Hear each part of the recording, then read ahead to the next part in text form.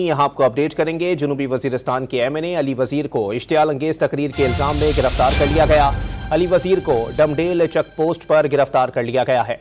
मजीद जानते हैं don news Peshawar के ब्यूरो चीफ अली अकबर से। जी अली अकबर, मजीद अपडेट कीजिएगा, किस मुकदमे में अली वजीर को गिरफ्तार किया गया है?